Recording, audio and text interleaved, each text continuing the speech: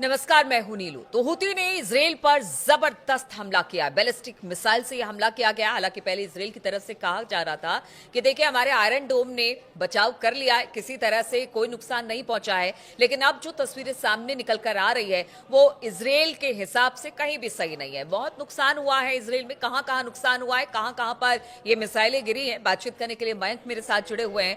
मयंक, हुती की तरफ से बड़ा हमला, वो भी बैलिस्टिक मिसाइल से, निशाना इजराइल। कहां कहां पर, किन किन जगहों पर ये निशाना बनाकर हुती ने हमला किया है? देखिए, ये हुती की तरफ से जब अटैक हुआ, बताया जा रहा है कि हाइपरसोनिक और बैलिस्टिक मिसाइल से हमला किया गया।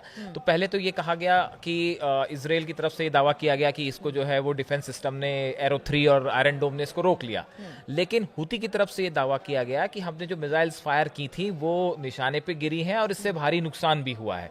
तो देखिए, अब इसकी कुछ तस्वीरें सोशल मीडिया पे सामने आनी शुरू हो गई हैं, जिसमें ये दिखाई दे रहा है कि कई जगह पे जो है वो तबाही की तस्वीरें अब सोशल मीडिया में सामने आ रही हैं। हालांकि इजराइल ने इजराइल की तरफ से इसको स्वीकार नहीं किया गया और ये भी बताया जा रहा है कि इसमें कई नागरिक और कई सैनिक भी घायल हुए हैं इजराइल के, जिन्हें अस्पतालों में भर्ती कराया गया है, जिनका इलाज चल रहा है। अब ये कितने बड़े पैमाने पर इजराइल को नुकसान हुआ है, इस तरह की खबरें आपको पता ही है कि एकदम से सामने नहीं आती हैं, इसमें टाइम लगता है। तो कुछ इंतजार और करना पड़ेगा जिसमें ये बात निकल के सामने आएगी कि इससे कितना बड़ा नुकसान इजराइल का हुआ है। देखिए, एक बात तो ये समझनी होगी कि हुती की तरफ से अचानक, देखिए पिछले कुछ समय में हमने देखा कि अमेरिका की तरफ से भी हुती पे अटैक हुए थे, इजराइल की तरफ से भी हुती पे अटैक हुए थे। कहा गया था कि उनके जो आर्म्स एंड एम्युनिशंस हैं उनको सबको तबाह कर दिया गया है। लेकिन उसके बाद भी अगर हुती अचानक बैलिस्टिक और हाइपरसोनिक मिसाइल्स तेल अवीव पर फायर करता है, जो आप पूछ रही थी कि मिसाइल्स कहाँ गिरी हैं, वो तेल अवीव पे गिरी हैं।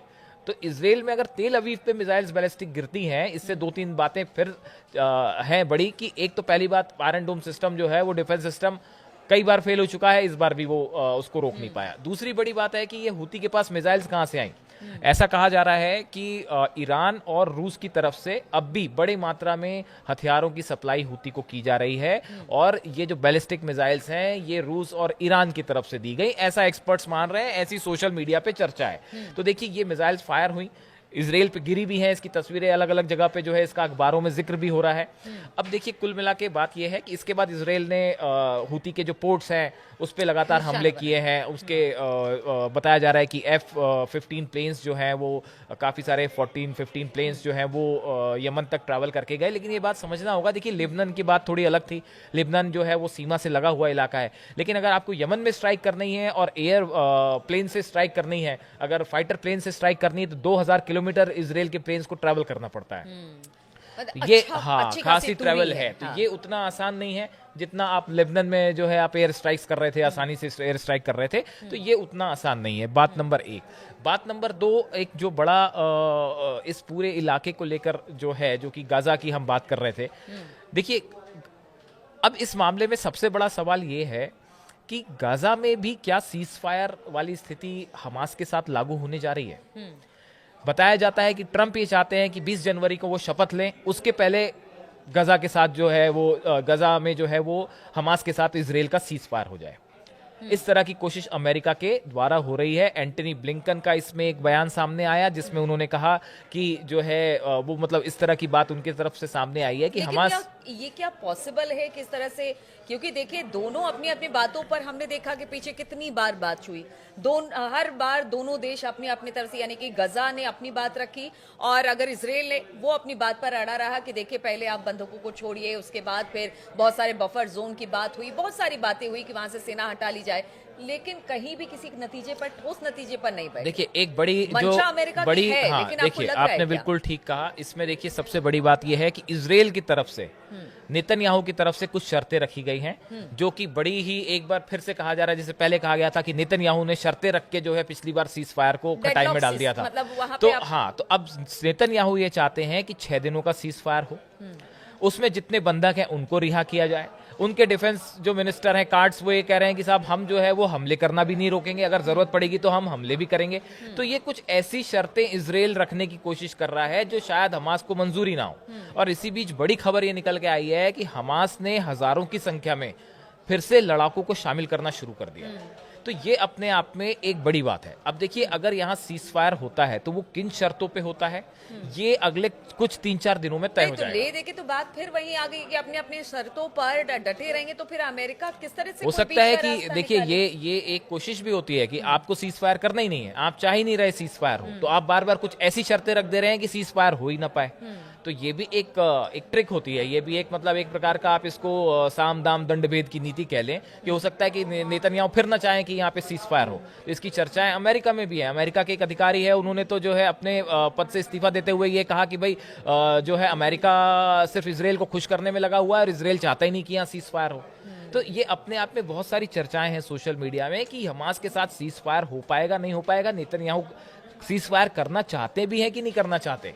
और इस बीच में देखिए गाजा में हालत जो है वो आपको पता ही है। हाँ, इंटरनेशनल ह्यूमन राइट्स वॉच एक संस्था है, उसकी तरफ से कहा गया कि पीने के पानी की सप्लाई तक खैर, रोक दी वहाँ गई की है। स्थिति तो बहुत ही खराब खराब है, स्थिति है। बच्चे चाहे वो अखबार हो या सोशल मीडिया हो या इंटरनेशनल मीडिया हो, हर जगह हाँ वो परेशान है। अच्छा, इसी बीच आपने एक बात की सीरिया की। देखिए, यमन से लड़ाई है, गजा में सिचुएशन आपको पता है ही। इस बीच में एक तो लेबनान को लेके भी ये बातें सुनने में आ रही हैं कि कहीं ऐसा ना हो कि लेबनान में भी जो है हिजबुल्ला के साथ एक बार फिर से सीज फायर।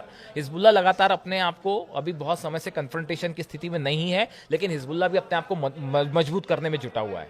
तो वहां का सीज फायर भी बड़ा कोई लंबे समय तक चलता दिखाई नहीं दे रहा, कुछ भी हो सकता है वहां पे भी।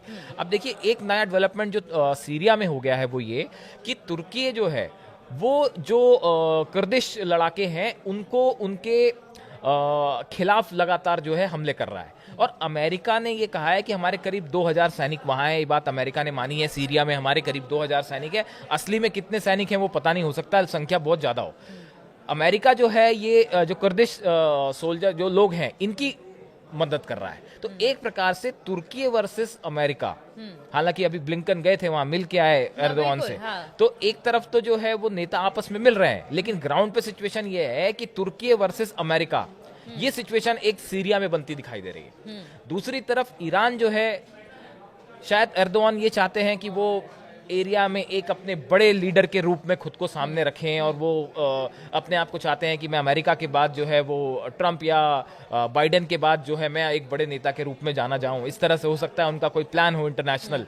लेकिन अब सीरिया में जो हालात हैं, एक तरफ तुर्की वर्सेस अमेरिका, बिल्कुल ऐसा लगता है कि आमने सामने खड़े हो गए हैं। इसराइल ने वहां पे काफी हद तक इसराइल जो है वो दमिश्क के पास तक पहुंच गया है।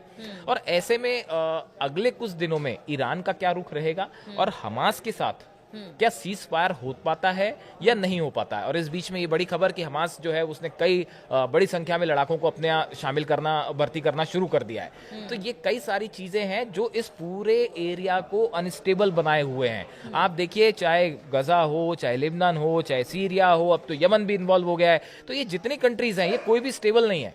ये सब जगह उथल पुथल मची हुई है, जो इस पूरे एरिया में शांति के लिहाज से ठीक नहीं है। और इस बीच आपने देखा आज रूस में क्या हुआ, किस तरह से 9/11 जैसा हमला हुआ है।